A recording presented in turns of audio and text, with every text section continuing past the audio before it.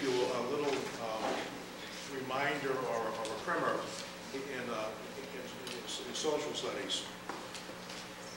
When we go through difficult economic times, there is a problem that mirrors difficult economic times, and that's a rising crime rate. We are already experiencing that in the town of North Reading. The North Reading Transcript has done a tremendous service in being an active reporter of the facts and circumstances of what are occurring. But if you've read the transcript in the last 2 or 3 weeks, you probably noticed that there's a significant rise in the level of calls.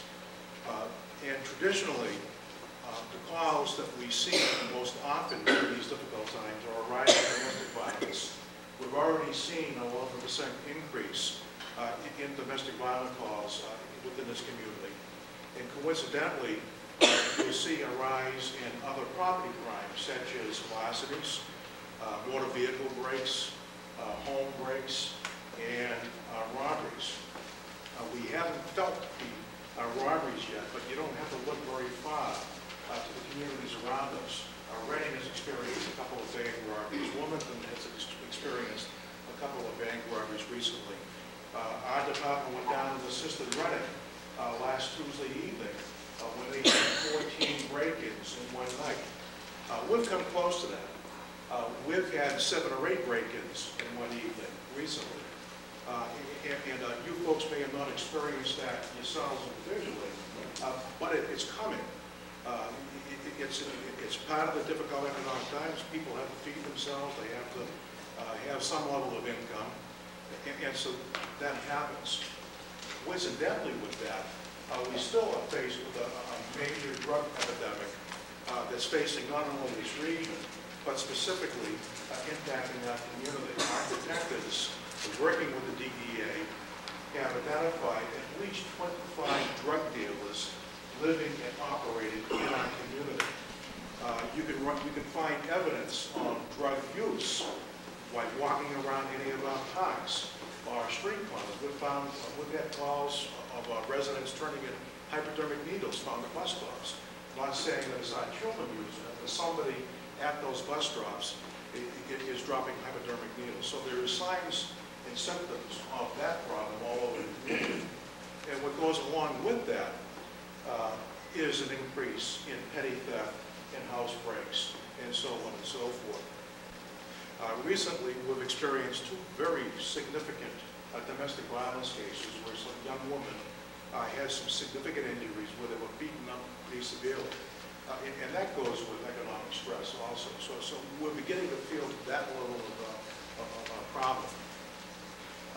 Right now, we have 30 full-time police officers working for the police department, 1 part-time administrative assistant that handles our payroll, billing, and so forth.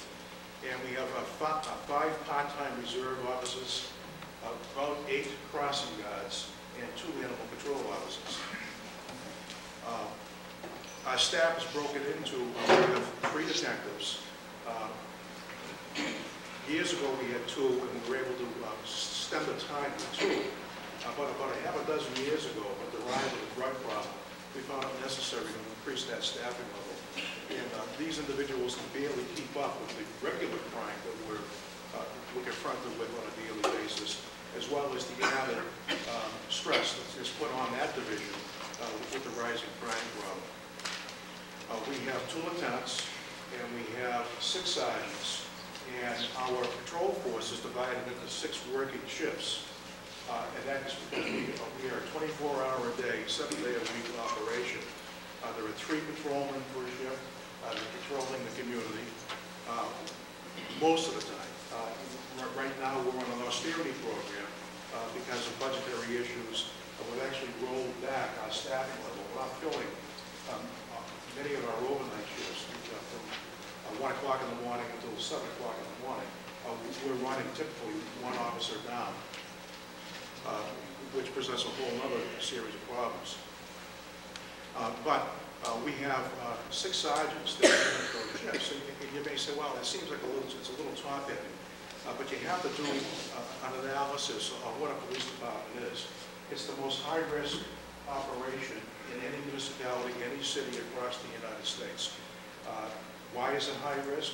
Well, it's the nature of the job, the type of calls that we're responding to, and the fact that police officers are the only armed force in the United States that can legally carry weapons on a day-to-day basis and use those weapons to take somebody's life, or we can take people into custody, deprive them of their rights and their liberties and their freedoms, and incarcerate them. And that takes, to manage that risk, it takes a lot of supervision, and it takes a certain level of training. And if we fail to meet that mission, then there is that possibility that exposes this community to a high risk.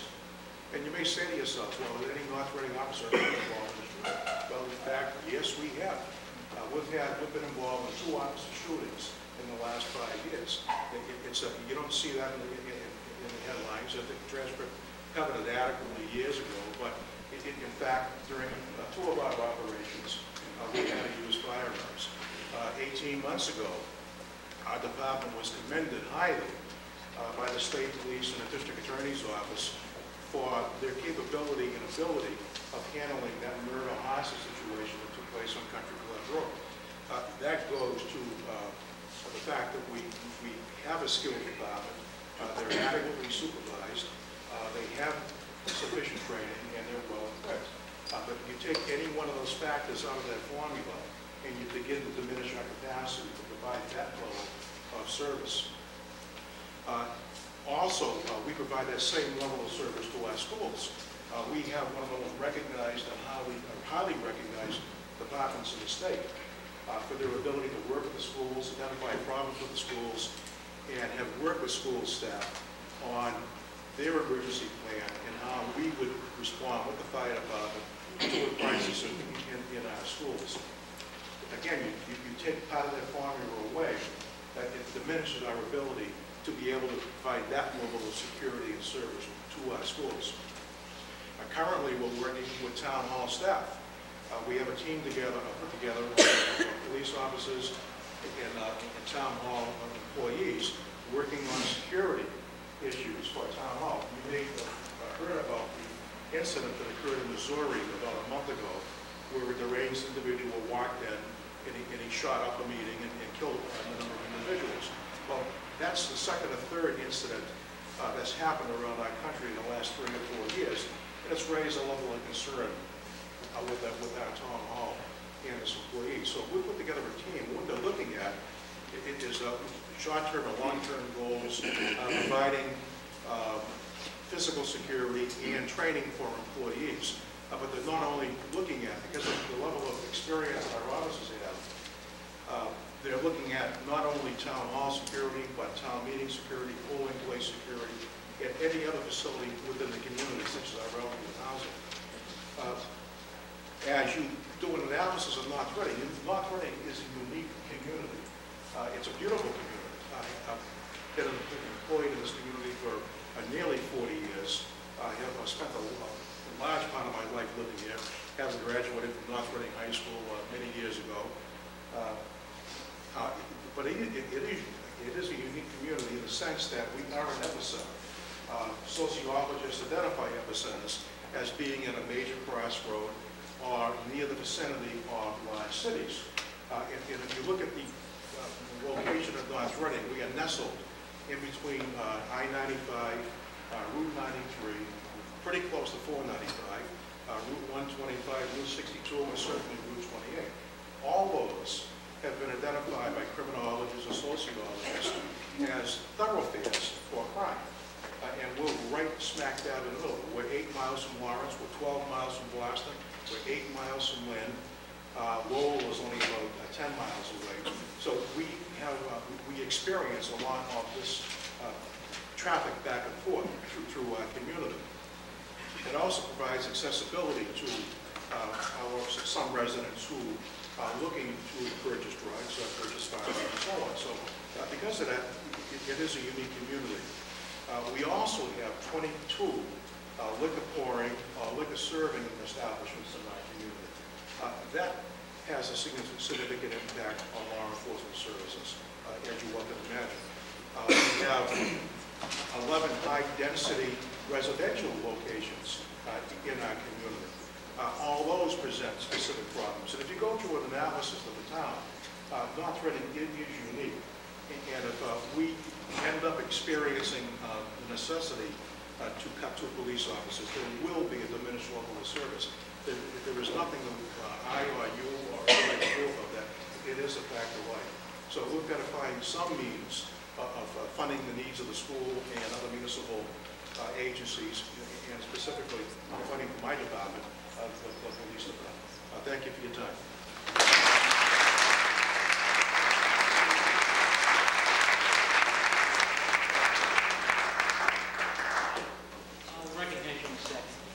I think what's important here is the town administrator said this list is not a list that he was supporting.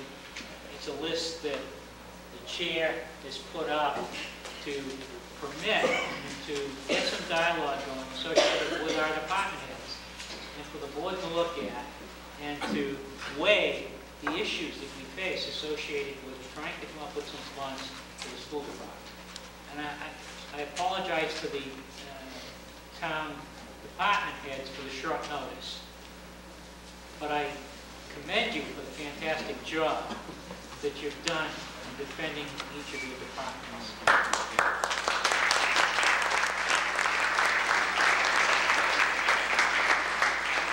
There's a young lady there that had something to say. Please come up here.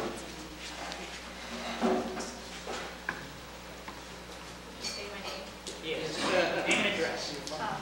Lori Commissioner from Parkland Street. I have 2 questions related to the police possible elimination of 2 positions. If we eliminate these 2 positions, you showed a slide, I think it was 3rd and 4th, related to overtime. And I was wondering if we cut 2 positions, what impact will that have on overtime, if any? I'll let the chief answer that. I have another question. Well, at this time of night, I can only handle one question.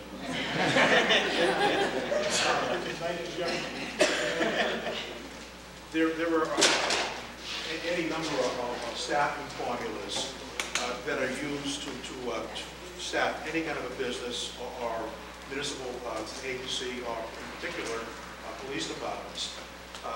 The most accurate formula is based upon workload, which also takes into consideration time off benefits that employees have.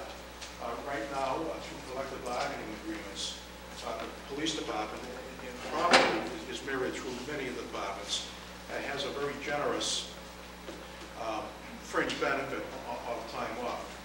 And when you factor that into the number of calls we have, the significant calls, and the man-hours it takes to handle those particular calls, using that formula, I don't want to sound like, that formula shows that we should have 54.2 police officers, though we are very comfortable staying where we're at, believe me.